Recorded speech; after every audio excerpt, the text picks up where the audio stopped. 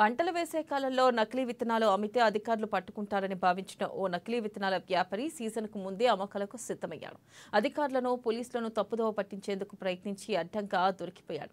సదరు వ్యాపారి నుంచి వికారాబాద్ జిల్లా టాస్క్ ఫోర్స్ అధికారులు 10 లక్షల విలువైన నకిలీ విత్తనాలను స్వాధీనం చేసుకుని నిందితుడిపై కేసు నమోదు చేశారు. సోమవారం వికారాబాద్ జిల్లా ఎస్పీ నారాయణ రెడ్డి కేసు వివరాలను వెల్లడించారు.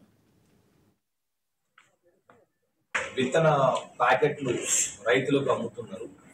సో దాంతో అక్కడ ఉండే టాస్క్ ఫోర్స్ వాళ్ళు మనకి ఖచ్చితమైన సమాచారం రావడంతో టాస్క్ ఫోర్స్ నుంచి SI Prashant and inspector Nagesh Tandur rural and SI Peddemul and మిగతా మనకుండే టాస్క్ ఫోర్స్ సభ్యులందరూ కూడా ఇతన్ని అదుపులోకి తీసుకోవడం జరిగింది.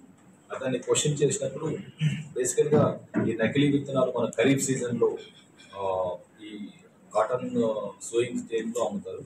కానీ ఆ టైంలో కొద్దిగా పోలీసు వారు అండ్ వ్యవసాయ అగ్రికల్చర్ ఆఫీసర్స్ అందరూ కూడా అప్రమత్తంగా ఉంటున్నారని చెప్పేసి వీళ్ళు అడ్వాన్స్గా ఒక 3-4 months అడ్వాన్స్గా ఇవి ఇక్కడికి తీసుకొచ్చి రైతులకు అమ్మడం జరుగుతుంది. ఇవి బేసికల్గా గిన్నింగ్ మిల్స్ నుంచి వీళ్ళు తీసుకొచ్చి దాన్ని ప్రాసెస్ చేయడం కానీ లేకపోతే ఏమీ లేకుండా ఒక R&D కూడా ఏమీ లేకుండా ఆ సీడ్స్కి వాటికి ఒక బ్యాచ్ నెంబర్స్ కానీ లేకపోతే లేబుల్స్ కానీ లాట్ నెంబర్స్ కానీ అటువంటిది ఏమి లేకుండా మ్యానుఫ్యాక్చరింగ్ డేట్, ఎక్స్పైరీ డేట్ అటువంటిది ఏవి కూడా లేకుండా వాటిని ఒక జస్ట్ పాలిథిన్ బ్యాగ్స్లో ఇచ్చేసి రైతులకు అమ్ముతున్నారు.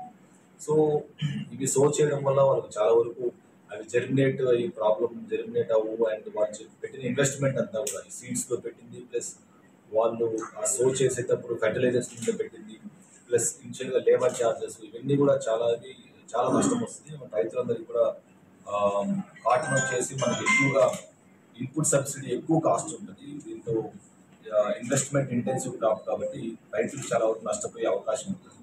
కాబట్టి రైతులందరికీ ఒకటే విజ్ఞప్తి చేస్తున్నాం, ఇటువంటి సీడ్స్ ఏవైతే వాళ్ళ పైన లేబుల్స్ లేకుండా